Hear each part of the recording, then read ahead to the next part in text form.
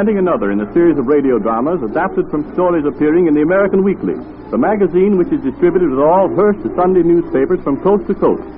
Today's playlet was inspired by an unusual story of a woman's sacrifice, which will be found in next Sunday's issue of the American Weekly. The story was dramatized in the studios of the General Broadcasting Company in New York.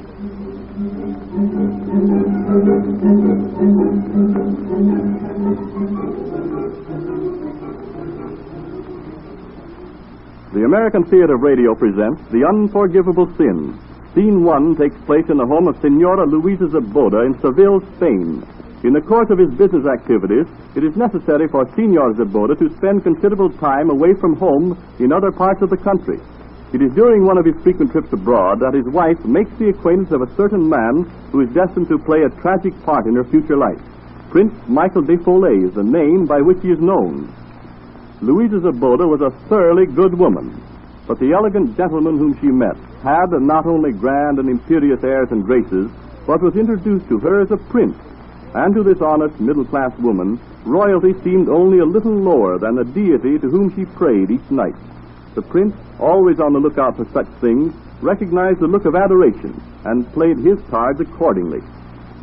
I still do not understand why you should take such an interest in anybody like me. My dear Louisa, how many times must I tell you that your age or appearance has nothing to do with my regard for you? I've had so much beauty, so much youth and glamour thrown at me that I welcome you. It's all so wonderful to think that you, Prince de Follet... Please, don't talk like that. It annoys me. I'm sorry, I know not what else to call you. I've told you before, you may call me Michael. After all, I'm not merely a guest in your house, am I? No, of course not. You've told me that you like me too, haven't you, Michael? Yes, of course. Would you care for another glass of wine, Michael? It's of the finest. I brought it from the cellar myself, especially for you today. Yes, certainly. Thank you. Thanks. And here's to your very good health, Louisa. Could you not say to our very good health, Michael? Very well, then. Be it so. You know, it's just occurred to me, how are we going to explain my presence here in your house to your good husband upon his return? That is something to which I've given much thought also, Michael. It might be a little difficult, to say the least. Jose is not what you call a jealous man, though I cannot say for certain, as up to now I've never given him any cause to be. No, I imagine not. But I think he'll feel as I feel, that it's a great honor to have a royal prince as our guest. And, well, as to what exists between you and me, perhaps he'll not notice. Perhaps not, no. After all, we were introduced by a lifelong friend of Jose's, so there's no reason for him to think of any wrong, is there? There is the matter of your son. Sebastian?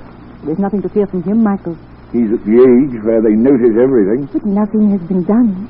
That doesn't mean that nothing will be done, does it? Michael, I don't understand. You must remember that I've never been made love to before, especially by one so gallant as you. Oh, come, Louisa. But tell me, did I understand you to say that you had considerable money in the bank? About 40,000 pesetas, Michael. Mm-hmm. I've saved well and added to what my father left me. Louisa, are you happy living as you are? I was, I suppose, until you came. Have I caused you unhappiness? No, 1,000 times no. What is it, then? I knew no other life than that which I had, but since you've come, it's all changed. I don't know what... Louisa, I think I can make you very happy. Yes, Michael, yes. Marry me, and I will take you to my ancestral chateau in the Tyrol. Give you all and everything you desire. But, Michael, there is Jose. I'm married. Don't you care for me? Of course, but to marry you would be impossible. Why? Because of Jose. But don't you care sufficiently for me to divorce him? Michael, there is no divorce in Spain. It's not allowed. Not allowed? I don't understand. Of course, I forgot your French. There is no divorce law in Spain, Michael. Oh, I see. No divorce. Do not feel unhappy. It's the law of the country. There's nothing we can do about it. No. But it's a great disappointment. Do not allow it to be so. We can be happy, you and I. We can have our loving secret. But none but you and I. You never know. So much that I cannot do under the circumstances. What are you not able to do, Michael? Oh, many things. But in the first place, I must return to France. No, you must not. Why must you go? Because my interests are there. I must return in order to replenish my purse. I must have money. Is that the only reason? The main one, yes. Then you will not go. I have plenty of money. Tomorrow we will go to the bank and I will put my 40,000 pesetas at your disposal. I wouldn't think of it for a moment, my dear Yes, Louisa. you will stay here and we will be happy. Yes? Yes, if you wish. I knew you would. Now, will you kiss me, Michael? Of course, my dear.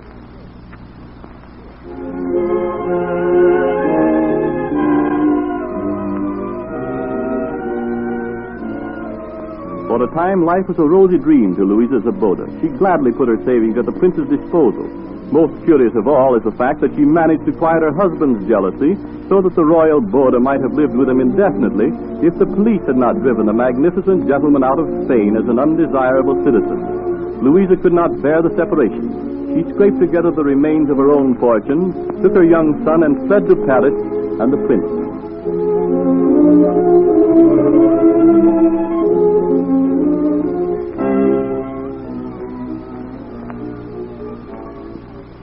Mother, do we have to continue to live here any longer? Yes, my dear. Why do you ask? Well, I see no reason why we shouldn't go back to Spain. Back home. There is no home there for us anymore, Sebastian. Because of that prince? Yes. Oh, what good is he? I hate him. You mustn't say that ever. But it's true. He took you away from Father and our home. He got all your money. He deserted you when he found out you had no more. And he never comes to see you now, does he? He's a dog. Stop that. Stop that. I won't have you talk that way about the only thing I ever loved. Get out of here and get back to your tailor shop. Go. Very well, Mother.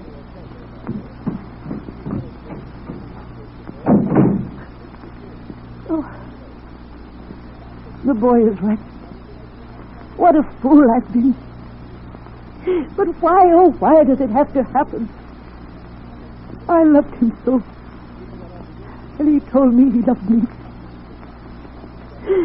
Oh, must I bear this cross always? Who is it? It's me, Prince Michael de Forlay. Michael! Michael, my prayers have been answered, thank God. Oh, Michael. Michael, my sweetheart. Oh, hold on now, hold on. Don't make a scene. I've just had one with that scalawag son of yours in the stairway. Michael, aren't you glad to see me? It's me, your Louisa. Aren't you going to kiss me? No, I'm not. And take your pawing hands off me.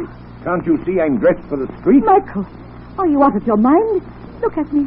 Look at me. My heart is breaking. Can't you see I love you? Have you forgotten? I've forgotten nothing. I just came to tell you that it won't be necessary for you to worry in the future about what few paltry pennies you're able to scrape together. You mean that we can go? I said nothing about we. I shan't need any help from you in the future, meager as it has been here of late. I've met a rich friend, Monsieur Lucien Plant, who's taken an interest in me, and he'll provide for me in the manner to which I'm accustomed. You're leaving me forever? Exactly. Michael, you can't mean it. You can't torture me like this. Look at me, Michael. I am looking at you, and you remind me of one of the old crones that beg along the banks of the Seine. You don't know what you're saying. I'm the one you loved. The one that you held in your arms and showered with kisses. The one you wanted to marry. I never wanted anything from you but your money, you old fool. Michael! Michael, come back to me. You can't leave me like this. Michael, you love me. You told me so, Michael. Oh. Gone. Gone forever. Old crone. Ugly. Old fool. Never wanted anything from me but my money. Well, you got it. You got my all. My all. My all. Months later, when Monsieur Lucien Plant had lost confidence in the arch-adventurer, he turned him out into the streets where he had found him. Penniless and shorn of his bogus finery, the prince returned to the humble home of Louisa Zaboda. So you've come back, eh, Michael? Yes, I've come back. I'm sorry. Don't waste time in being sorry. I've got to have some money. Again, I'm sorry there isn't any. Oh, don't give me lies. You've always got some. Give it to me. Oh, Michael. Oh, get up on your feet and get your purse. Oh, but Michael, please, As God is my witness, I have no money. There's but a few francs in my purse with which to buy bread for me and Sebastian. Not enough by far to meet your needs. Well, go and get some. Don't strike me again, Michael, please. I beg of you. Oh, stop whining and get out. Very well. But before I go, would you care for a glass of wine? It's the best our poor hospitality affords. Very well, bring it. Sit down and rest, Michael. You look tired. I'll just be a second. Now, don't try any of that. I'm not interested in your concern for my comfort. Give me the wine and get out for the money. Very well. Here you are, Michael. Such vile stuff. Now, get out. Yes. Yes, as soon as I get my hat and cape. If Sebastian should return, tell him I'll be back shortly, will you? That he was.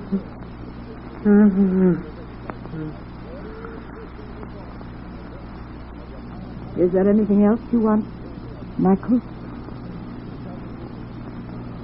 No. I don't believe you will be wanting anything else for some time to come.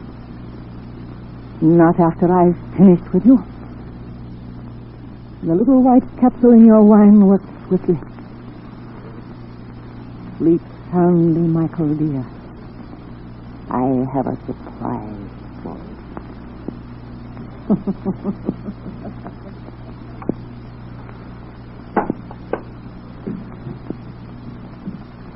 The razor which you thought you lost, you remember? See, I'm bringing it back to you. You took me from my home and family, robbed me of everything I cherished, wrecked me in body and soul, threw me aside when I could do no more, came back to taunt me with my age and the marks of suffering which had seared my face. And then your crushing insult. I never wanted anything from you but your money, you old fool.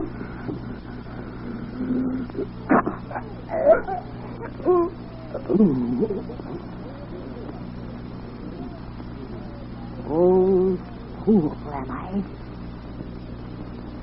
Prince Michael, you paid the price of the unforgivable sin.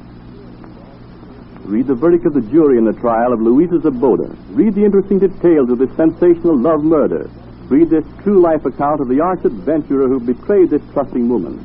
This story appears in next Sunday's issue of the American Weekly, the magazine which is distributed with all Hearst Sunday newspapers from coast to coast. And by the way, have you mailed in the coupons with your suggestions in the great American Weekly slogan contest? Don't fail to do it today. Just think, $1,000 a year for the rest of your life in return for a slogan that aptly fits the American Weekly. Now, here is an opportunity to earn a lifetime of security which may never come to you again. And your chance is as good as anyone's. Your coupons must be received in New York not later than 5 p.m. Monday, October the 22nd. So don't delay. Keep watching your Hearst Sunday paper for the announcement of the winning slogan and the names of the persons who have won the many grand prizes listed in this great contest. Your name may be among them. It's all up to you. Mail your coupons in today, and the best of luck to you.